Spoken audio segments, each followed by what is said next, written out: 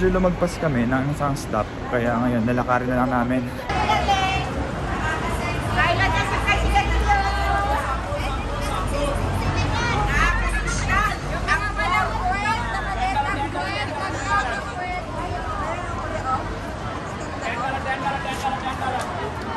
Lapit na kami sa pick-up point namin. Ayan. Daming mga Pinoy na nagbebenta sa sidewalk. Side hustle.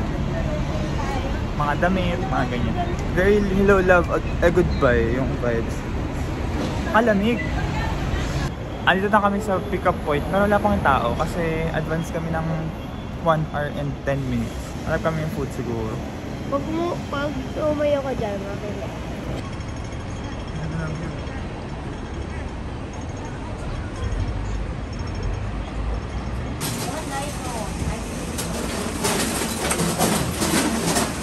Kakain kami ng western breakfast. Sana mabilis yung order. Mas ang cute dito, meron kaming katapat na other people, pero separated lang siya ng glass. Ayun. Pick up point namin ay 10:30 pa.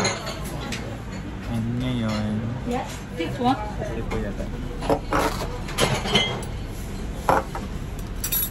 Should we pay for it now? Pay now? Pay now? Later. Later. Okay. Ano ba? Tatubig ba yun?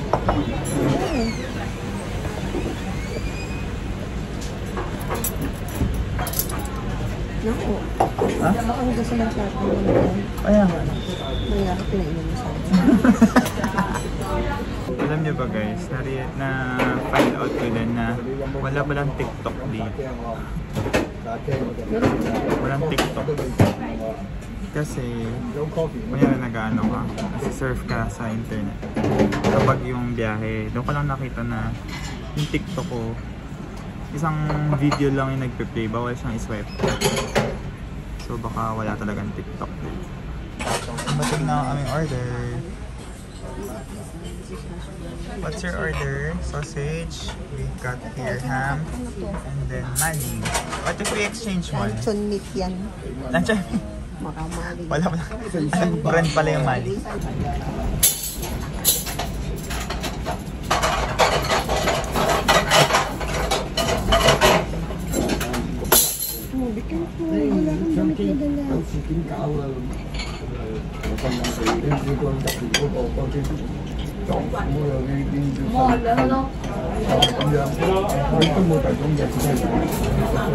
Nagkakadali kami kumain kasi may city tour na. Hindi mo hadap. May hash brown din. Pagkati itlog.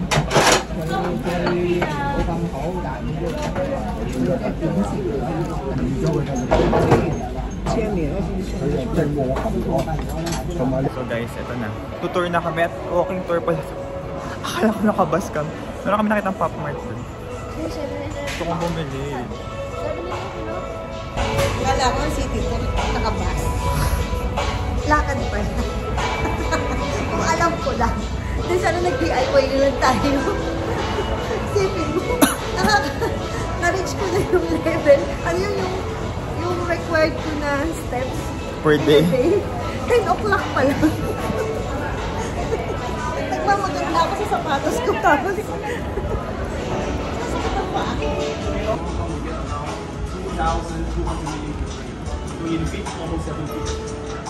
but you know, local people, we use way too much water.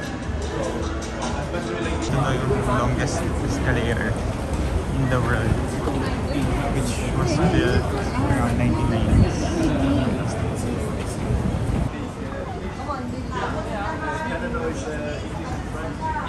halfway down. So these are very famous local restaurant, and their specialty, they are serving snake soup. Yeah. So snake is seasonal food for Chinese. Dito kami ngayon sa isa pang stop. Actually, this is the first stop pa lang. Yung the rest of our tour. Stop over lang. Pero ito talaga yung first stop. Ayan. Ayan, akit tayo daw. Meron daw ditong parang... Ito daw yung dating court room. Ito, itong building na to. Dati siyang police station. Tapos, mga British lang yung mga nakakapasok dito. yung mga taga Hong Kong, bawal pumunta dito unless it's very important.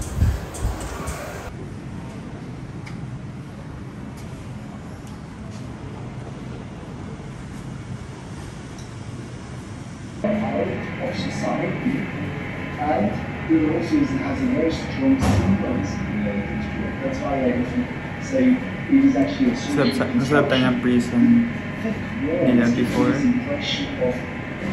Pasagot pa ako ng survey, guys.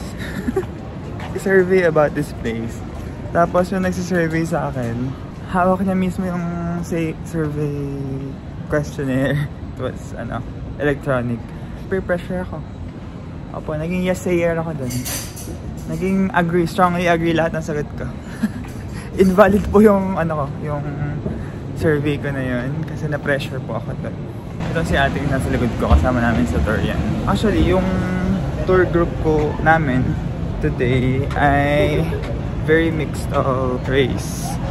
We have, I think, people from Japan, Malaysia, Canada, US. So guys, we already moved.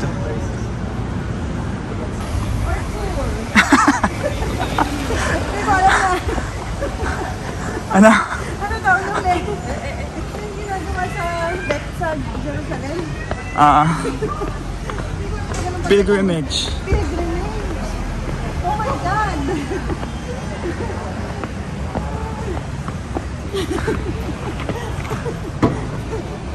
Ay dating police dormitory pero ngayon ay lugar na ng mga artists. Hence this upside down house. One house. Yeah, there's a lot of like artistic exhibits here. So instead na pumunta sa police dorm, ito nakita namin.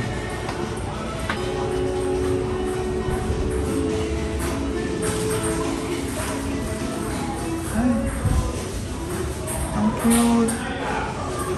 Mga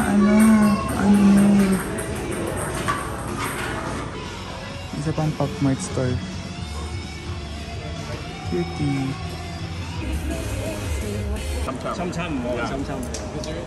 Medyo nagising ako dun sa kape. Kasi yung paa ko malambot pa din. Ganun pa lang It's a walking tour. Legit walking tour. My feet are already hurting. Kasi dito kami ngayon sa temple. Menmo Temple. Taoist temple siya. Worshipping the god of their literature and worry. I'm not sure. Ay!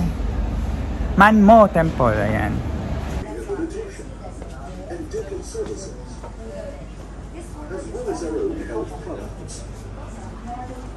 I did not record any video because there's a signage na it's not allowed, even though our tour guide said na we can take pictures and videos.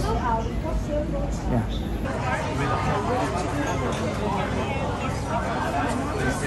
So we see with the talk.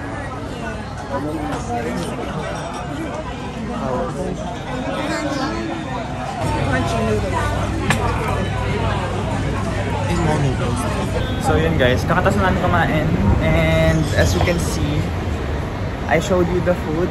I was not able to vlog inside kasi nasa isa kaming malaking round table.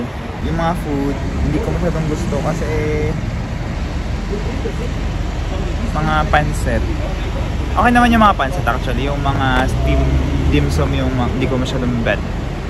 I'd rate it 4. Yung pancit, I'd rate it 7. Yun lang. Yun lang kaya namin. Kakain na daw kami mamaya, sabi ni mama. Kasi kahit si Francis hindi nakakain masyado. Si mama din hindi nakakain. So, ako lang talaga nag-try ng mga pancit. So guys, sumakay kami sa tram.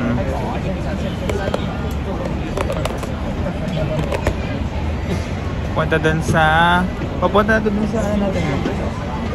Sa last na to. Sa ferry. Hi! Heyo! Because Biro doesn't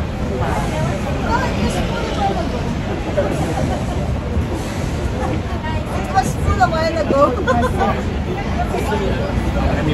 Friendly ni ma'am. So, si Francis nasa unahan. So, nasa city kami.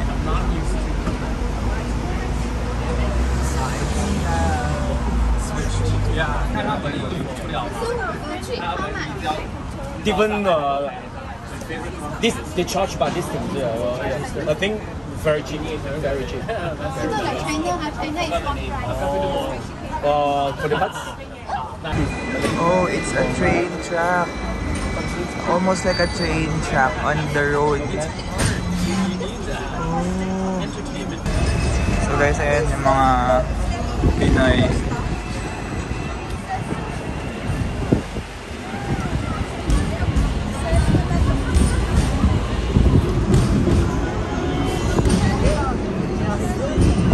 Wow. Ayan. Ayan. Step achieved for today. Or week na yan. Kanina pa yan. Kanina pa yan. So guys, nandito kami ngayon sa central area. Ito daw yung building na most expensive building sa Hong Kong. Ayan. Tapos, ang daming Pilipino dito. So guys, ito. Nag-perform sila Train sa Hello Love Goodbye.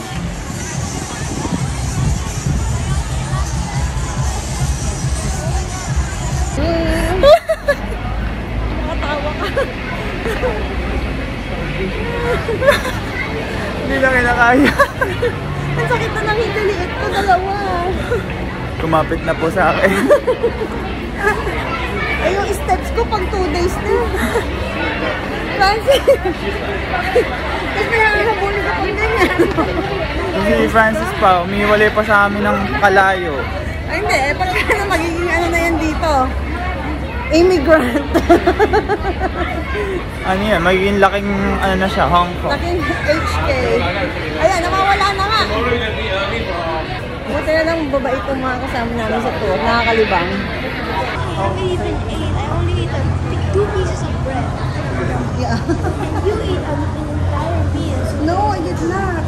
I also do not eat those food. But I ate less. I ate the least. Okay.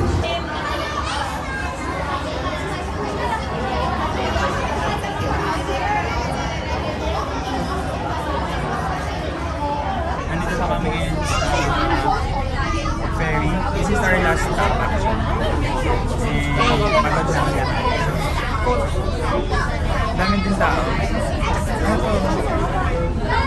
Ferry boat lang. Parang sakay lang sa ride. May ganito sa Disneyland. May ganito sa Disneyland. Mas maganda yung sa Japan. Oo, kasi cruise ship yun. Ito ferry. Dami tao.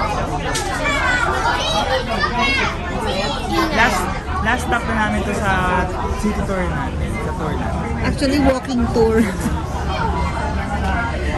Hindi ko alam kung naririnig niyo ako, pero basically, sasakay ka lang.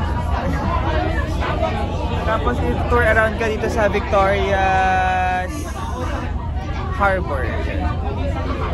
Ang ano lang, eh, madaming bata, kaya medyo maingay. I'm not a part of that.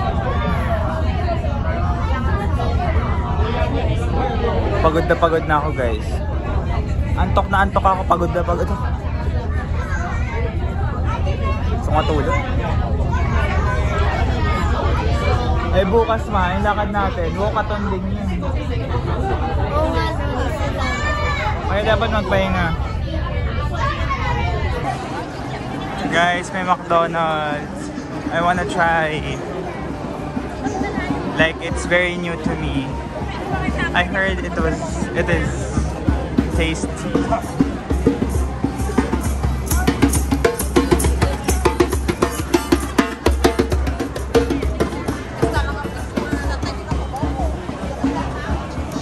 But Chinese would have like so they use another year they start to build. 1881 they start to build. So this is another shopping mall. This is called Ocean Terminal. So which one? Ocean Terminal. I don't know which. I'm not so sure. It's Ocean Terminal is just right here.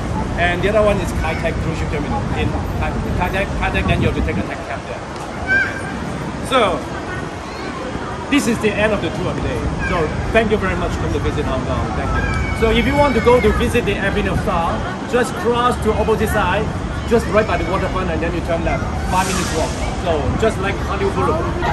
So guys, nandito kami ngayon sa McDo and tapos na yung tour namin.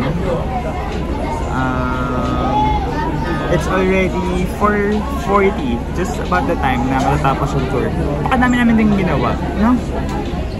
It was just exhausting kasi we were expecting na bus or basta vehicle tour siya, vehicular tour. Pero walkathon pala siya. Yeah. I hope you can hear me properly kasi maingay. Medyo maingay sa yung background ko. Ayun lang. Kalimutan na ano medyo pagod pa ako. Pero yung worth ng city tour namin is 2,000 each. And for the city tour, I think madami naman kami pintahan. Marami din siyang inclusion. May mga food din na libre. So I think sakto lang naman siya. 2,000 pesos sakto lang naman yung price for the city tour. It's just that we were not informed na it's just walking. Yeah. Pagis malapit yung sumakay kami ng isang ferry boat though. And wala na kami ibang binayaran aside from that. Ferry boat, walang bayad, yung lunch, walang bayad, yung snack, walang bayad. Lahat naman walang bayad. Yung mga extra lang, mga inumin. Yeah, you can get it. Yun yung sinabi ko kanina, gusto ko akong mag-try ng mga McDo sa lahat ng pinupuntahan ko. And tingnan natin kung ano yung difference ng mga McDo. Kasi so far, yung Japan tsaka yung Malaysia na napuntahan ko, may difference sila. Tingnan natin mamaya.